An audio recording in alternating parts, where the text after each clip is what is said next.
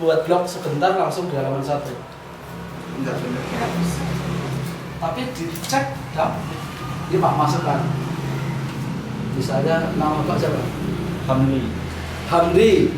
Terus bakso. Hamdi bakso. Keluarlah dia Hamdi bakso. Halaman pertama dan di baris 1. Percaya nggak?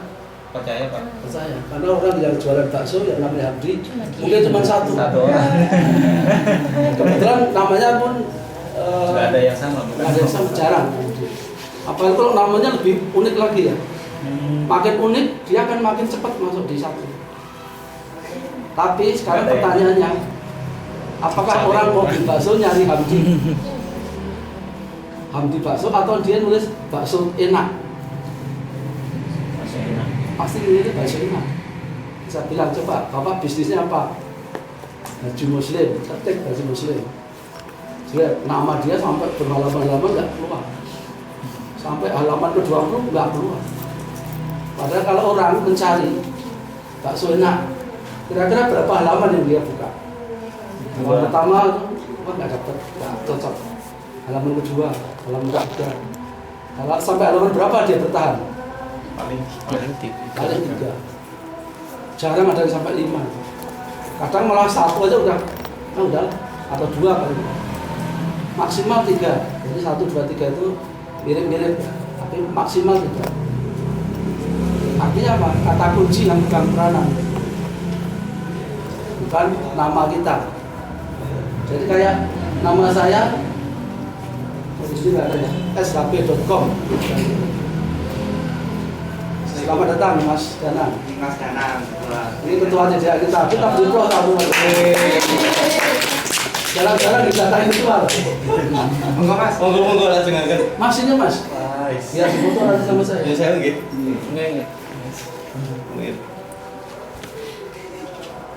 Monggo.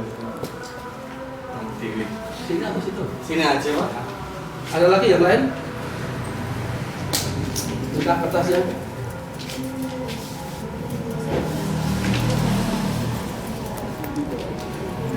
Mas, saya kembalikan Mas ya. Nanti ada soal yang lain lagi. Terima kasih ya. Minta satu lagi. Mbak, sudah nulis? Nah, nanti akan balikan.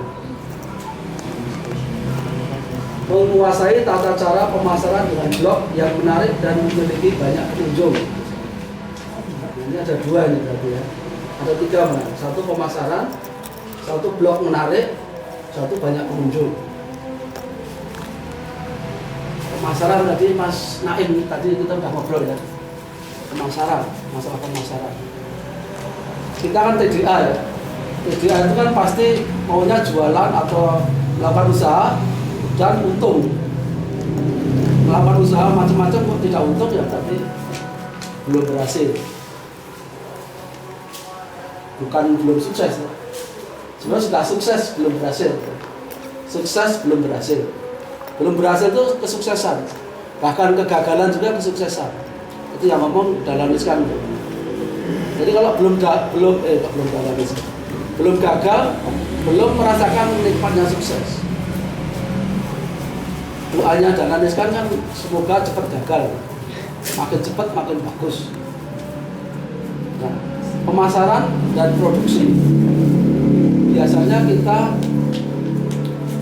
ada 2 hal itu. Kita lebih menguasai masalah produksi. Padahal produksi kadang-kadang susah. Memproduksi suatu barang atau suatu materi, suatu jasa itu susah. Tapi yang lebih susah lagi adalah memasarkan jasa atau produknya itu sendiri. Oke, nanti kita bahas. Blog yang menarik. Nah, ini nanti kita tanya ini. Blog yang menarik di mana sih? Memiliki banyak pengunjung. Artinya apa? Memiliki banyak pengunjung. Alexa rank-nya bagus. Kalau Alexa rank-nya bagus, berarti pengunjungnya banyak. Pernah dengar kasus PKS Piungan? Belum. Ada yang pernah dengar? Pernah dengar. Pernah gimana, Mas? Dari teman ya, setahu saya yang populer itu Piungan itu untuk basisnya PKS gitu. Ya, PKS Piungan. Jadi kasusnya begini di mana? Di Kaskus pertama kalau nggak salah. Di Kaskus itu dibahas website Piungan itu sehari berapa juta gitu Iya. ya yang datang. Terus ditunjukkan sampai sekarang udah juta-jutaan lah. Nah, terus ada yang nyoba buka, ada waktu buka itu modemnya kelepas sehingga mati. Tapi Tetap jalan. page view-nya tetap jalan. Sehingga ada yang bilang bahwa itu PKS Piungan bohong. Jadi ramai itu akhirnya. Kalau saya tidak akan membahas bahwa dia bohong atau tidak. Tapi nanti kita lihat sebenarnya Alexa Rank PKS Piungan itu bagus atau enggak sih? Nanti kita lihat sama-sama. Silakan Mbak, terima kasih. Yang lain lagi ada? Mas baju merah? Pinjam Mas, nanti tak kembalikan lagi. Ingin mengetahui lebih lanjut cara pengembangan bisnis melalui blog. Ya, terima kasih Mas. Jadi kita punya kenalan namanya Mbak siapa? Yang di Sukan tadi Pak, Mbak Iva. Mbak Iva itu 9 tahun usaha tidak untung. 9 tahun usaha tidak untung. Padahal dia sudah ke Inggris, ke Hongkong, Jepang untuk pameran. Selesai pameran untunglah 200 juta atau berapa juta. Habis itu keuntungan itu habis untuk bayar gaji pegawainya. Jadi kalau dihitung tahunan dia nol, profitnya nol. Sampai dia tiba-tiba pengen, bukan pengen ya, saya nggak tahu. Pokoknya dia punya Facebook, nah dia unggah gambar-gambar. Terus kalau mau beli yang ini, harganya sekian, caranya bayar ini dan sebagainya. Nah setelah itu ternyata dia jadi dapat duit dari situ. Tapi perlu diketahui sebenarnya Facebook bukan untuk jualan ya. Sama tadi kita bahas, Twitter juga untuk jualan. Tapi kadang-kadang orang yang nabrak itu jadi laris. Nanti kasus Maici kita bahas. Maici jualan lewat Twitter itu salah. Tapi kenyataannya laris. Nah, bahwa sekarang laris atau tidak, saya tidak tahu. Mungkin tidak laris lagi, mungkin masih laris. Yang jelas penirunya banyak. Ada siapa lagi? Kariku. Ya, sama bentuknya. Putusnya sama. Ya, nanti kita bahas. Oke. Satu lagi. Waalaikumsalam. Selamat datang Mas. Gaya menulis blogger dan apakah bijak beriklan di dalam blog? Ini menarik loh. Ini yang dilakukan oleh Jamil Azaini, ada yang kenal? Ya. Ya, Jamil Azaini dia blogger yang tidak tahu caranya ngeblog. Dia menulis hanya ingin menulis. Dia cinta blog, dia suka menulis, maka dituangkan dalam blog. Tapi ilmu tentang blog dia nggak tahu. Waktu saya undang dia ngisi di Blogger Bekasi, itulah pertama kali dia bicara sebagai blogger di depan blogger. Jadi dia sangat senang diundang dan minta diundang lagi. Karena dia merasa saya tidak tahu ilmu blog. Cuman saya suka nulis di blog sehingga saya juga disebut blogger. Nah, salah satu keuntungannya dia apa? Daripada dia iklan lembaga trainingnya, ya sudah dia tulis di blognya dia. Nah, jadi dia seolah-olah jadi blognya itu jadi tempat untuk publikasi atau humas ya. Pengen tahu tentang Jamil Azaini, ketik di Google, yang keluar pasti dua, blognya sama Twitternya, karena sama persis Twitter dan blognya. Jadi dalam batas-batas tertentu, blog itu kalau blog yang gratisan nggak boleh mau jualan. Tapi kalau blog sendiri ya tidak ada salahnya untuk jualan. Tapi kalau blog kita beli di WordPress itu nggak boleh untuk jualan.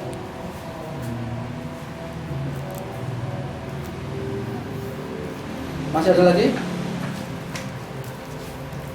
Kalau nggak ada kita lanjut ya. Pak Eko, Boleh. langsung tanya aja yang begini. Kalau Boleh. untuk blogspot sama WordPress, kalau menurut Pak Eko lebih, kalau untuk jualan ya Pak lebih efektifnya. Blogspot dan WordPress. Ada yang pernah pakai? Saya Tumblr Pak. Tumblr. Iya. Saya baru buat blog. Siapa tadi jawab? Saya baru buat blog detik pakai blog. Oh, pakai blog detik. Jadi blog detik itu Indonesia. Kalau Blogspot, WordPress, Tumblr itu luar negeri. Untuk jualan sebenarnya nggak boleh semua tuh, kalau yang gratisan. Tapi bahwa ada yang pakai untuk jualan, iya. Jadi kalau untuk jualan sebaiknya memang pakai sendiri ya, engine sendiri. Sebaiknya ya. Tapi kalau kita kan ya nyoba-nyoba, kita coba dulu ya nggak masalah. Ditutup ya sudah ditutup, buka lagi. Kalau Pak lagi. Oh gratis itu. Cuman kalau kemudahan ini memang sama dengan Nikon dan Canon. Mana lebih bagus? Itu ahli kamera tahu dia. Itu dua agama yang tidak bisa disatukan itu. Kalau udah Canon ya Canon, Nikon ya Nikon. Kalau orang Nikon bilang Canon itu nanti masuk surganya susah. Karena ditanya ini Canon itu printer atau mesin fotokopi gitu. Kalau Nikon jelas itu kamera gitu. Kamera. Hisapnya cepat kalau Nikon. Ada lagi? Bebas ditanya. Ya silakan. Kalau dalam bisnis nyata kita mengenal istilah kompetitor atau pesaing. Bagaimana dalam kompetitor ini pasti seingatnya adalah menurunkan harga. Seumpama Mas ini punya toko, saya juga punya toko. Ya. Otomatis saya mengambil harga yang paling murah Ya. untuk menyaingi Mas ini.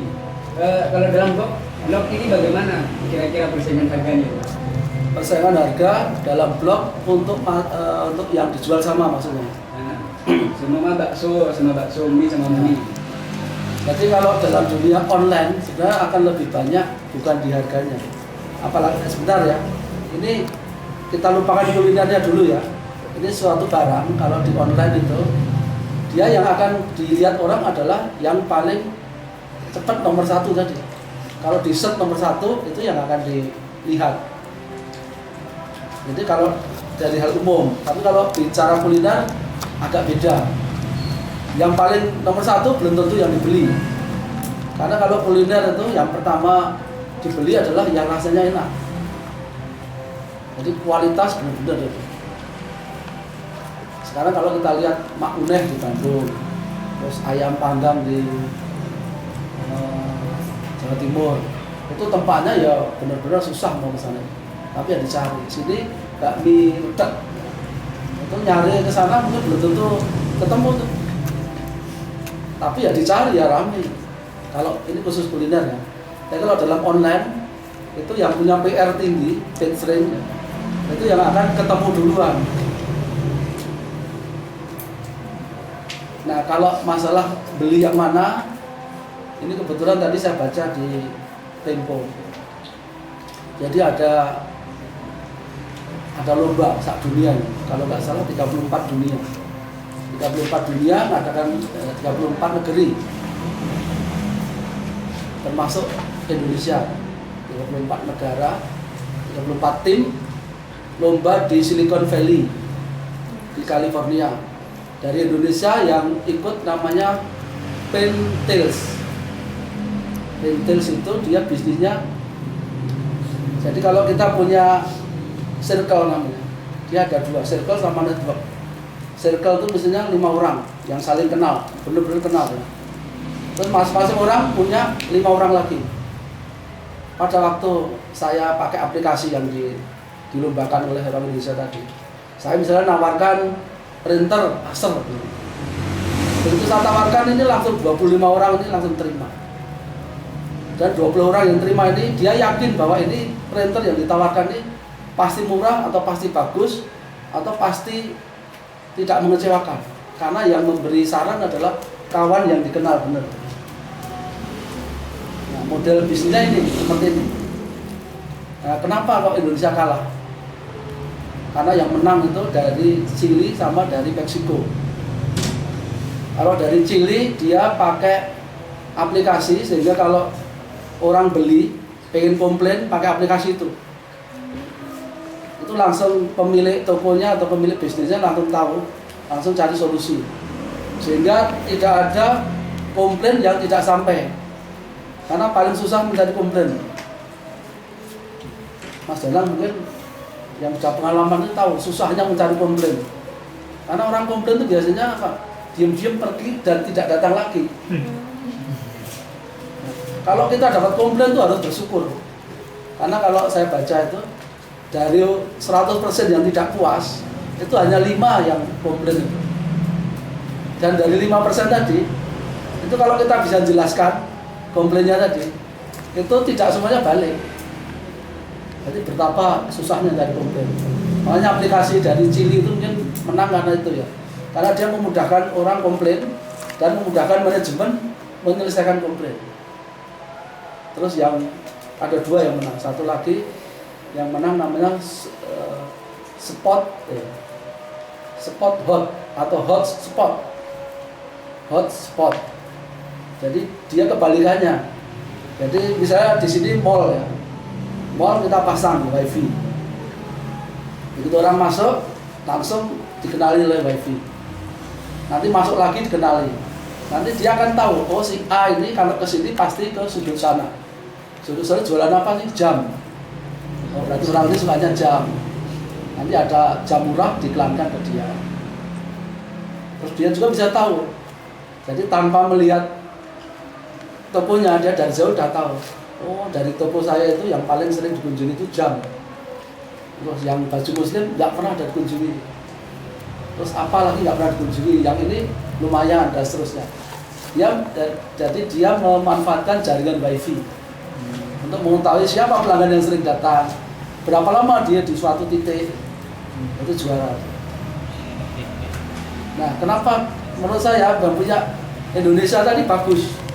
Kenapa kalah dia? Kalau majalah Tempo bilang dia kalah karena salah platform. Platform seperti itu tadi hanya laris di Asia.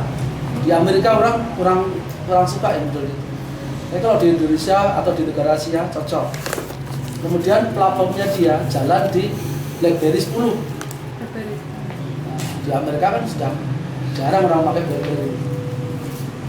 Mereka kalau nggak iOS ya Android, sehingga tidak populer. Nah, kenapa sih tim kita dari Indonesia nggak pakai BlackBerry? Karena kita masih 40% dari pengguna smartphone itu masih pakai BlackBerry. Jadi 30 juta pengguna smartphone di Indonesia, 40%-nya masih pakai BlackBerry. Dan orang kalau pakai BlackBerry itu dia sangat setia, meskipun nggak suka dengan BlackBerry. Kadang terpaksa punya 2, karena dia suka Android atau suka apa. Tapi BlackBerry pasti punya. Jadi 12 juta orang punya BlackBerry. Nah, itu sasaran dia. Cuman setelah kalah ini mungkin dia mulai berpikir. Ketika ditanya, diwawancarai dia, saya nanti akan buat juga dengan platform iOS. Nah, mungkin nanti juga Android, mungkin Windows dan sebagainya. Jadi itu Mas, kalau di dunia online itu yang membuat kita dikenal dan tidak itu page range. Kalau tadi yang satu kan dikunjungi banyak orang atau tidak, masalah ada Alexa Rank. Oke, ada lagi? Iya Pak. Ya. Untuk promosi produk Pak. Ya. Seumpamanya untuk menembak suatu negara untuk mendapat untuk memasarkan produk dan membranding kepada suatu negara itu bagaimana, misalkan di daerah Eropa kita nembak negara Jerman atau bagaimana itu. Nah, itu solusinya gimana Pak? Misalkan kalau di Indonesia kan ada toko bagus. Nah, kalau di Jerman gimana itu? Ya, masalah branding tadi saya udah bahas juga itu. branding yang ahli Masileh ini. Bapak bisa nggak datangan Masileh di sini? Mestinya mau dia. Belum tahu. Kan ini Pak, besok kedua ini. Nah, coba ya, karena Masileh ini setahu saya dia ahli branding. Jadi membrandingkan apa saja, mau membrandingkan kita sendiri atau produk kita itu ahlinya Masileh namanya. Bisa dicari di Twitter, ikuti aja, di follow dia. Kalau bisa Pak Anda Arif masalah gimana? Ya, banyak sih yang ahli gitu. Ini mau ada ketua ini ya. Terus terang saya tidak menguasai, jadi nanti saya jawab pernah salah. Ya. Tapi kira-kira kalau mau nge-branding itu, yang pertama yang kita harus yakini adalah produk kita ini. Jadi selama kita sendiri tidak yakin, branding pasti gagal. Kita jualan kalung ini jangan-jangan kurang cantik, ya, nggak cantik beneran. Jadi kita vakum branding tidak bisa total. Ya, silakan yang lain. Minta bantu sedikit maksudnya karena saya juga basicnya marketing. Ya. Kalau dalam branding ini yang penting ini teori dulu. Kalau sekarang sih agak berbeda. Yang penting STP Mas. Segmenting, targeting, positioning. Ya. Jadinya kita tahu produk kita dulu. Terus itu ini cocoknya pakai apa? Buat siapa? Kita segmenkan. Semuanya ini cocoknya buat orang Indonesia. Itu kan berarti nggak cocok buat ditarget di Jerman. Jadi kadang-kadang kita nggak bisa memaksakan suatu produk itu cocok untuk semuanya. Makanya produk itu dibagi berdasarkan segmen. Nantinya segmen itu semua ada berdasarkan gender semua, pria wanita. Pria sendiri itu punya beberapa range umur, mulai dari kita mulai dari 18 sampai 20 semua kayak gitu. Ada yang 20 sampai 25. Sedangkan cewek sendiri beda. Nah, masing-masing level umur itu juga perilakunya beda, Mas. Semua di umur remaja dia suka sosial media, tapi di usia tua mereka nggak suka. Pendekatannya masing-masing nanti beda. Itu nanti insya Allah kalau kita ada materi tentang marketing akan dibahas lebih detail. Tapi intinya kalau coba jenengan googling aja tentang segmenting, targeting, positioning itu inti dari marketing maksudnya. Kalau dari dulu Philip Kotler bilang kayak gitu. Ya, terima kasih. Ini ahlinya. Jadi memang yang namanya pemasaran dulu sama sekarang itu sangat jauh berbeda. Dulu pabrik itu kalau buat ya pokoknya gelem ki. Sekarang tidak bisa gitu lagi. Pasar maunya apa? Kita melihat, oh pasar maunya ini. Ya sudah kita sampai ini. Oke, yang lain? Kalau nggak ada, kita lanjut. Pak, mungkin Pak, Apa untuk itu? menjaga ini Pak, kita konsisten dalam nge-vlog gitu loh Pak. Ya. Kadang-kadang kan teman-teman kan, oke lah pertama-tama gitu, habis itu viewernya dikit, Ya. kita loyo gitu loh. Nah, pertama untuk menjaga konsisten konten sendiri, terus kedua untuk menjaga konsisten feel-nya kita dalam nge-vlog tuh kadang-kadang kan kalau di akhir-akhir udah turun tuh feel-nya, udah Ya. bahasanya aneh-aneh, udah apa gitu loh. Ya, jadi ada ilmu yang kemarin disampaikan itu 30 hari ngeblok tanpa henti gitu ya. Itu sebenarnya maksudnya supaya tiap hari kita ngeblok. Itu yang paling bagus. Ideal gitu kan. Dia tiap hari kita ngeblok. Contohnya ya Jamil Azzaini lagi. Dia tidak bisa ngeblok, tapi karena tiap hari ngeblok, nanti kita lihat hasilnya seperti apa. Nah, Pak Jamil sama Om J yang saya tahu. Om J itu juga tiap hari ngeblok. Dia supaya kita tidak hilang apa tadi semangat tadi, ya memang blog itu harus dicintai. Kita harus benar-benar ini blog ini saya cintai benar. Caranya gimana? Ya saya menulis. Nulisnya gimana? Ada teorinya, tapi lupakan teori kalau sudah seperti itu. Teori-teori itu memang ada. Kalau buat blog sebaiknya minimal 300 kata misalnya. Tapi kalau saya bilang itu teori. Mungkin kalau menurut saya lebih bagus dia nulis sehari meskipun hanya berapa kata daripada nulis 300 tapi sebulan sekali atau setahun sekali. Memang semangat ngeblog itu sering hilang sendiri, apalagi sekarang. Saya kemarin ketemu sama Salsabila, dia menasihati saya, Mas, Setahu saya kata dia, kalau kita menulis blog itu gangguannya adalah Twitter, Facebook, sama email. Jadi menurut saya kalau kita akan menulis jangan lihat 3 ini dulu. Jadi begitu buka komputer jangan buka email, jangan buka Facebook, tulis dulu blog semampu kita. Meskipun nanti save as draft konsep boleh, karena kalau sudah Twitter, sudah Facebook, tahu-tahu wah nggak habis waktu. Menjaga konsistensi itu yang paling sulit, karena yang namanya ngeblog kalau yang mau beneran ya, kalau kita nanti disuruh review ada suatu barang kita review itu tidak cukup 1 jam untuk menulis. Kenapa? Karena kita perlu baca. Kita mau menulis tentang Acer, ini produk LCD proyektor paling bagus, kita harus tahu harganya berapa, terus harga segitu proyektor yang lain ada nggak, terus kayak apa perbandingannya. Jangan sampai kita menulis salah gitu.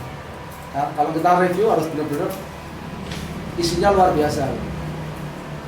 Tapi kalau kita hanya nulis, yang penting biar blog kita terkenal, tulis aja, jelek nggak masalah, nanti ada ilmunya. Itu Mas Danang. Ada lagi yang lain? Pengen tanya pengalamannya Pak. Saya pernah ketemu Pak Eko ini waktu ngisi jadi moderator kalau nggak salah di event Blogilisius ya. Oh ya. Iya di Surabaya itu gimana ceritanya kok bisa sampai punya relasi di Blog Network, kenal sama Mbak Rika, Pak Mas Kukuh itu. Ya agak sulit jawabnya. Ceritanya panjang. Ceritanya panjang ini. Ya apa? Materinya ini juga. Jadi mungkin kira-kira gini. Saya kan di Bekasi menjadi wakil ketua komunitas blogger Bekasi. Terus di Cikarang saya juga dirikan blogger Cikarang. Sekarang meskipun blognya masih ada, tapi yang isi udah nggak ada. Tapi orang-orangnya masih ada, tapi dia udah malas ngisi di blogger Cikarang. Blogger Cikarang itu ada yang namanya Pak Amril. Ya, Pak Amril. Jadi Pak Amril sama saya itu satu daerah lah, komplek beda tapi dekat. Jadi kita berdua sehidup se-Cikarang kira-kira. Jadi ada acara apa saja tentang blog berdua selalu datang. Jadi pertemuan offline itu ternyata luar biasa. Jadi kalau ada yang bilang online itu luar biasa, memang online itu kan luar biasa menyuarakannya. Tapi online tanpa offline itu nggak ada apa-apanya sebenarnya. Tapi begitu ada online, ternyata dia offline juga, itu nilai kreditnya atau kredit poinnya tinggi sekali. Jadi seolah orang ini tidak hanya ngomong doang, tapi benar-benar ada wujudnya. Sama dengan kita bisnis online ya, wah, tapi nggak ada offline-nya ya nggak hidup. Berniaga.com itu kan malah mewajibkan offline-nya. Saya tidak tahu kalau cukup bagus, belum pernah ya. Kalau berniaga itu orang itu harus ketemu. Dulu nggak tahu, sekarang gimana ya. Sekarang apa bisa kalau berniaga tanpa ketemu? Kalau tapi tagline-nya kan itu Pak, apa? Ketemu apa ya? Deal enggak tahu kalau Ketemu setahu saya. ketemu kayaknya. Artinya apa? Offline itu sangat penting. Dulu banyak kita waktu di Cikarang itu kita lebih sering online gitu, tapi offline-nya kurang. Nah sehingga yang terkenal yang mau online dan offline, yang laris yang online dan offline, termasuk yang Busana Muslim di Cikarang yang terkenal itu juga dia tidak hanya online tapi offline juga. Nah blogger Bekasi itu adalah komunitas blog terbaik. Dan betul? Nah, ini contohnya. Jadi kenapa Jamil Azhairi itu blognya terkenal padahal dia bukan blogger? Ya, karena dia isinya suka dibaca sama orang. Orang suka membaca isinya, itu yang paling penting. Google itu langsung mengindeks ya. Jadi setiap kita masuk ke suatu halaman itu Google langsung mengindeks berapa lama kita di halaman itu. Makin lama kita di halaman itu bagi Google adalah halaman yang kita datangi itu sangat menarik, sehingga akan tinggi nilainya. Jadi kalau kita didatangi banyak orang, tapi orang datang hanya datang pergi, tidak membaca. Jadi misalnya hanya 1 detik, 3 detik, itu nggak dihitung sama Google. Makanya kenapa tadi 300 kata? Karena kalau 300 kata membaca kan cepet tuh. Sebenarnya udah ganti lagi halaman lain. Itu tidak diindeks sama Google. Dianggap tidak dilihat, padahal dilihat. Atau dianggap dilihat tapi nilainya kecil sekali. Tapi kalau di atas 300 kata dan dibaca, itu dia sudah masuk indeksnya Google. Nah, kalau kita bisa buat yang 1.000.000 kata dibaca itu baru luar biasa. Tetapi kalau udah 2.000 kata, itu yang 2001 orang udah nggak membaca. Jadi kalau terlalu panjang juga tidak boleh, terlalu pendek juga tidak boleh. Teorinya gitu. Bahwa ada blog yang isinya panjang sampai 3.000 kata dan dibaca, ya sama dengan Mak Ici tadi. Selalu ada sesuatu yang melawan teori tapi hasilnya oke. Nah, Jamil Al-Zaini kalau kita lihat Alexa ranknya 217.000. Jadi artinya tahu nggak ini 217 angka ini maksudnya? Yang lihat page-nya 217.000 atau gimana?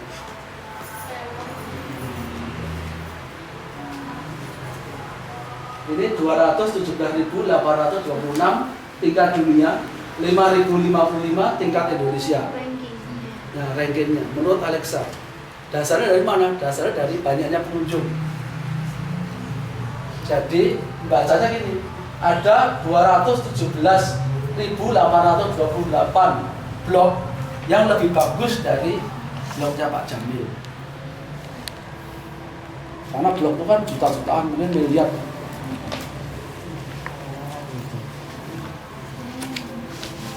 Nah, kalau Tedia kayaknya masih jutaan. Iya. Nah, sarannya masih 2 juta atau berapa. Jadi ada 2 juta blog yang lebih bagus. Berarti semakin sedikit semakin bagus. Iya. Berarti semakin misalnya Pak Murid. Ya. Nomor 1 siapa kira? Siapa ya? Facebook. Siapa? Facebook. Hah? Facebook, Twitter. Hah? SBY Pak. Google OID bukan nomor 1, tapi google.com nomor 1. Karena hampir semua orang kalau nyari pasti Google. Bing itu mau kayak apapun tetap kalah. Malam gitu. Maka kadang-kadang kita jengkel karena sekarang kan kadang-kadang begitu kita ketik itu masuknya ke Bing. Kadang-kadang ada software yang begitu dia diinstal dia langsung merubah search engine-nya. Yahoo sedang berusaha, sedang mulai naik karena dia kan baca orang Google. Jadi pola pikirnya Google dibawa ke Yahoo, diperbaiki. Tapi ya orang kan susah kalau sudah terkenal tuh masih tetap Google itu yang luar biasa. Pak 26 itu artinya ada situs lain yang memasukkan jamilazeri.com dalam tulisannya. Ya, ada link. Kalau traffic orang ini yang di Indonesia ada benderanya itu berarti Yang mana? itu yang di Indonesia ya? 5.000. Nah, yang 5.000 itu di Indonesia. Jadi di Indonesia ada 5.055 blog yang lebih bagus dari Pak Jamil. Nomor 1 siapa ya? Satu mungkin Facebook mungkin. Saya belum lihat ya. Tapi nomor 1 kira-kira itu. Kayak detik.com itu bukan nomor 1. Oh. Tapi di bawah 10 setahu saya. Detik.com, Kompas. Nah, ini saya ingin tadi ada yang cerita bahwa gimana blognya supaya menarik tadi ya. Blog kayak apa sih yang bagus itu? Ini ada Raditya Dika ini rankingnya kan bagusnya. Ini 217, ini 167. Padahal isinya ya suka-suka dia. Cuma dia berjuang ke sini itu pakai bermacam-macam ilmu. Bahkan Black SEO juga dia pakai. Black SEO ada yang tahu? Contoh yang paling sederhana, Black SEO itu kita misalnya nulis 500 kata gitu, atau 300 kata. Kita mau nulis lagi udah kehabisan apa? Kehabisan ide. Nah, bisa nulis cuma 200 kata ya, misalkan lagi nggak bisa. Nah, si Raditya Dika ini dia nulis lagi hal-hal yang dicari orang di internet. Apa biasanya orang yang paling sering dicari dari zaman Nabi Adam sampai sekarang? Dulu nggak ada internet tapi dicari juga kata-kata itu. Kira-kira apa yang dicari?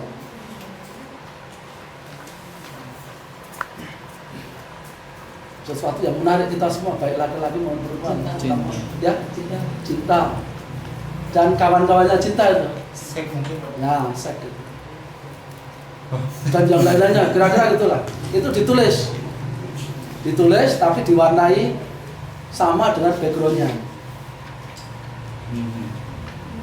sehingga tidak terbaca. Tapi Google membaca. Jadi pada waktu mencari seks yang paling nyaman, keluarlah blognya si A. Oh, pantes. Keluarlah dia. Padahal kalau kita baca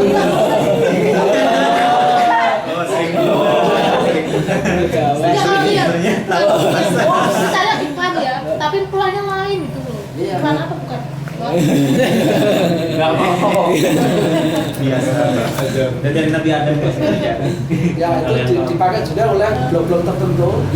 Dia nulis seperti itu. Jadi kita nyari apa saja masuk ke blog itu. Padahal kita cari nggak ada kata yang kita cari di situ. Nah, itu kata-katanya itu ada sebenarnya, cuma disembunyikan. Nah, yang paling sederhana itu disembunyikannya. Itu namanya Black SEO. Kalau mau nyontoh boleh, tapi tidak etis. Ya yang lain lah Pak. Tapi orang seperti Raditya Dika aja pakai ilmu itu gitu.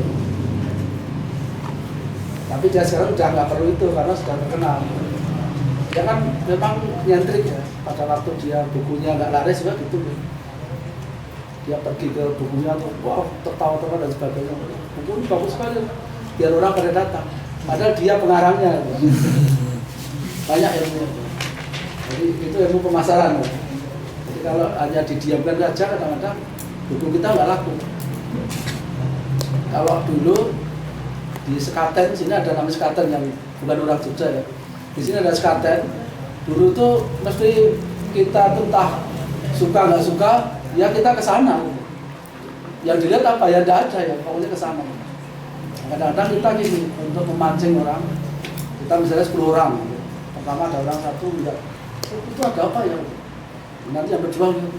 Terus yang 10 teriak-teriak, iya, nanti orang lain yang bukan datang gitu. Sampai kita pergi yang 10 orang. Ke situ lagi masih ada rombongan.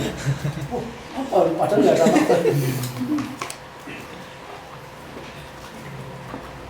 Jadi kadang-kadang perlu pemasaran, perlu yang aneh-aneh gitu.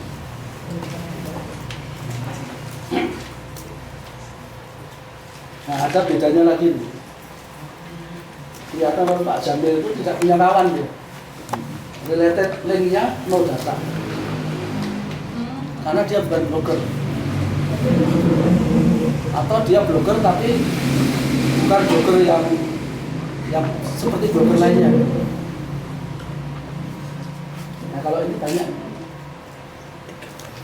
Ika Bangun, KCM, Kaskus, karena dia aktif di sini dan Ika itu kawannya dia.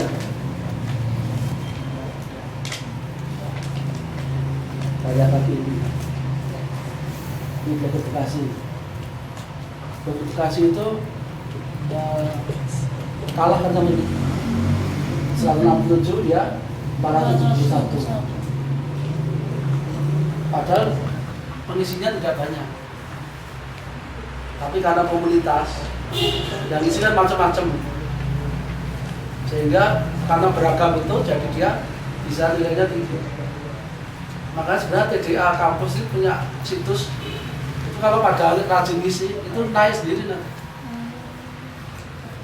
Coba aja misalnya kita buktikan sekarang berapa nanti Alexa rank-nya untuk media kampus.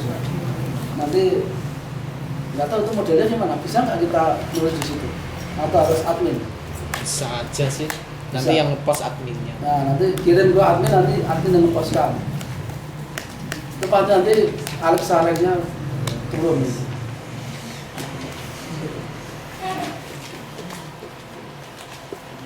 Nah itu Enggak. luar biasa. 21.000. SPU. Ini kalau menurut saya ini luar biasa. Makanya saya kemarin heran ada kasus dia dituduh merubah atau page view-nya aja, merekayasa page view. Kemudian jawabannya juga bahwa saya tidak merekayasa. Ini kalau itu kan kasusnya tadi kan muncul karena internet sudah mati kok page view-nya jalan terus. Saya herankan kenapa itu diungkap awalnya kan diungkap dari PKS Bima. Dia bilang saya pengunjungnya sekian kan orang jadi tertarik untuk jangan-jangan bohong Review. ya, mereview. Dia sebenarnya menurut saya nggak perlu itu karena dia sudah punya Alexa rank yang luar biasa. Tanpa itu dia sudah hebat gitu. Akhirnya memang mungkin maksudnya saya nggak tahu sih apakah dia itu seperti itu kan biar apa? Biar orang pada membahas dia ya. Pada waktu ini baru saya ambil kapan ya? Baru saya ambil kemarin. Pada waktu kasus ini muncul, dia traffic rank-nya masih 378. Tapi begitu ada kasus itu turun langsung. Jadi kan TDA Jogja mau bikin turun bisa. Buat isu. Pak, Isu kontroversial. kira-kira kalau webnya TDA kampus bisa Alexa rank-nya bagus gitu, keuntungannya apa ya? Ya, Iya. apa keuntungannya kalau Alexa rank-nya bagus? Ada yang bisa jawab? Kenapa kita rebutan Alexa rank? Dikenal SBY. Itu banyak yang mau iklan mungkin. Ya, kalian yang mau iklan ada lagi? Jadi dulu ukuran blog itu adalah PR. Hampir semua kalau blognya PR-nya bagus, orang iklan di situ. Page rank. Page rank itu 1 sampai 10. Page rank kalau udah 4, 5, 6 itu sudah luar biasa. Nanti yang 10 dari 10 ya sama Google lagi. Microsoft itu 9 dari 10. Nah, ternyata page rank itu bisa diakali. Jadi ada orang buat blog 100. Terus tiap blog tadi yang 100 blog tadi nge-link ke satu blog utama. Yang 100 ini pokoknya asal blog. Entah busi entah enggak, tapi semua nge-link ke situ. Akibatnya kan dia mendapat backlink 100. Dan segala macam cara. Sampai Sehingga juga buat 100. ya, Buat 100 sampai juga. kalau yang tukang buat itu biasanya kan organisasi. Jadi misalnya konsultan SEO gitu ya. Dia memang orangnya tiap hari ya buat blog terus nge-link ke sana, nge-link ke sini, gitu aja kerjanya. Nah kalau Mas Lukman itu dia paling nggak suka kalau ngurusin SEO. SEO itu urusannya konsultan ya. Kita bayar, blog kita pasti langsung naik sendiri. Nah tapi seperti yang saya bilang tadi, memang blognya naik. Tapi begitu kontrak kita habis sama dia, dia turun lagi. Jadi selama kita bayar sama dia, ya itu akan nge-link terus. Tapi itu hanya page rank aja, PR aja. Nah, karena PR itu diakal-akali gitu, terus kemudian banyak yang isinya jiplak. Makanya muncul ada Google Panda, ada Google Penguin. Tapi yang itu tambah semua tuh. Jadi orang yang nyari duit pakai cara macam-macam itu udah lewat semua, nol lagi PR-nya. Begitu di blacklist sama Google, nol sampai ke 4 udah nangis lagi. Jadi ada yang kan banyak yang cari duit dengan PPC ya, pay per click gitu. Nah itu gimana ya? PPC itu ya bisa aja. Kalau yang curang kan klik sendiri ya, nah, itu ketahuan.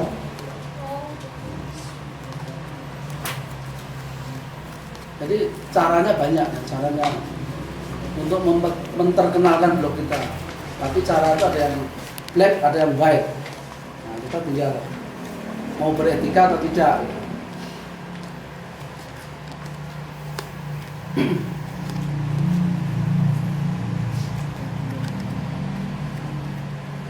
Kalau itu Kompasiana.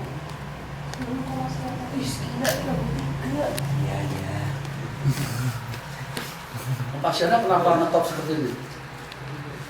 Karena itu banyak yang postingan nulis. banyak yang nulis di situ. Ya, karena banyak anggotanya. Banyak anggotanya, jadi yang datang ke blognya dia, ya anggotanya itu minimal kan. Misalnya taruhlah ada 100 orang anggotanya. 100 orang itu 20%-nya aktif. Berarti paling nggak kan tiap hari ada 20 orang. 20 orang yang datang dan 20 tulisan. Coba kita ada nggak yang sehari bisa 20 tulisan? Kalau blog pribadi pasti nggak bisa. Jadi blog keroyokan itu untungnya seperti itu. Nah, padahal kalau anggota Kompasiana kan ribuan, dan dia dipermudah. Semua orang boleh jadi anggota Kompasiana. Nulis apa saja boleh. Yang penting jangan terlalu banyak link keluar. Karena link keluar itu merugikan Kompasiana. Jadi blog kita kalau isinya link keluar itu rugi. Kalau banyak link masuk untung. Tapi itu sebenarnya masih algoritma yang lama. Algoritma yang baru kita belum tahu persis. Jadi dulu pakai backlink itu kan sebenarnya kan offline gitu ya. Bukan on page, off page, bukan offline, off page. Jadi backlink kayaknya sudah mulai tidak jadi hitungan utama di Google. Karena terlalu mudah membuatnya, diakali gitu.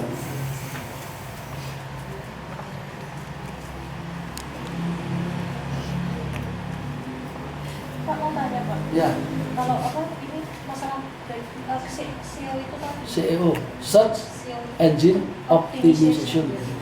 Kalau SEO Kalau CEO beda lagi. dari CEO itu beda lagi. Kalau SEO itu misalnya tulisan kita punya blog, tulisan kita bagus apapun, kualitas apapun, tapi kalau tanpa itu nggak akan bisa jadi terus posting tapi tanpa itu nggak bisa ya Pak. Ya, jadi makanya saya selalu mengambil contoh Jamil Azzaini karena dia tidak mengikuti ilmu SEO, Oh dia tidak. Oh. Tapi SEO yang tertinggi itu adalah konten. Jadi selama tulisan kita itu disukai orang, ya pasti nanti page rank kita akan tinggi, Alexa rank-nya akan turun, otomatis itu. Itu kan juga berarti tergantung dari kata kuncinya Pak, pencarian itu. Iya mungkin ya. Ya, kalau Pak Jamil itu belajar kata kunci, Iya. belajar SEO, dia pasti lebih Raditya Dika. Oh. Saya yakin. Cuma dia mungkin nggak sempat belajar.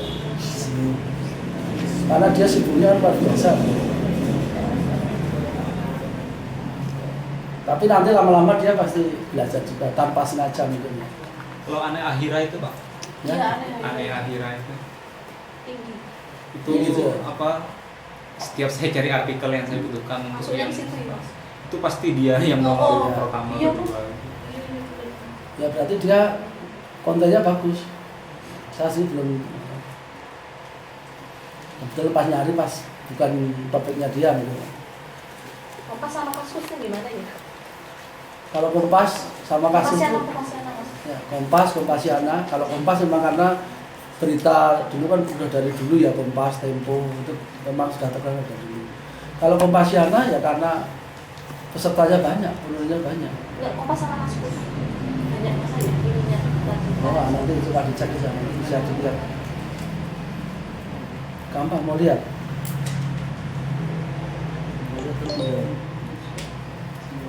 Enggak usah Pak. Nggak usah. Nggak usah. Langsung aja lihat. nanti kalau Nanti yang beda beda. Enggak, Nah jadi pertanyaan ini blok ideal yang kayak apa sih? sensi apa tuh? Sensi. Nah, itu kita udah bicara panjang lebar. Kira-kira yang gimana blok ideal? Ada yang bisa bantu jawab? Mas, baju merah. Blok ideal gimana? yang bagus lah, yang banyak pengunjungnya lah. Yang banyak pengunjungnya. Selain itu, bermanfaat. kontennya itu berkualitas. kontennya berkualitas. Nah, Konten yang berkualitas yang gimana? bagi Yang pembacanya bagus, ya. ada manfaatnya. Yang bagus yang Sekiranya gimana? bermanfaatnya gitu. Yang bermanfaat. Hmm. Ya lebih ke situ benar. Jadi kontennya karena apa? Karena yang namanya bagus, terus indah, itu tiap orang beda mendapatnya. Jadi kalau bermanfaat sama. Blog itu bermanfaat atau tidak? Meskipun mungkin bagi saya itu tidak bermanfaat, tapi bagi orang lain bermanfaat. Artinya blog itu bermanfaat. Terus apa lagi?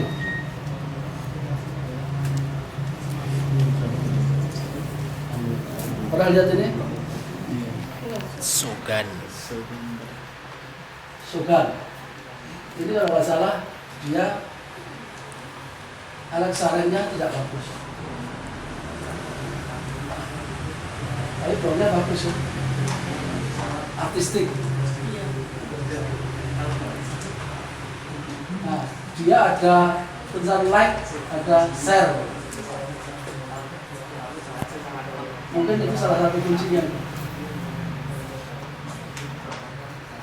Nah, kalau kita klik itu muncul. Ini ya mendatangkan uang.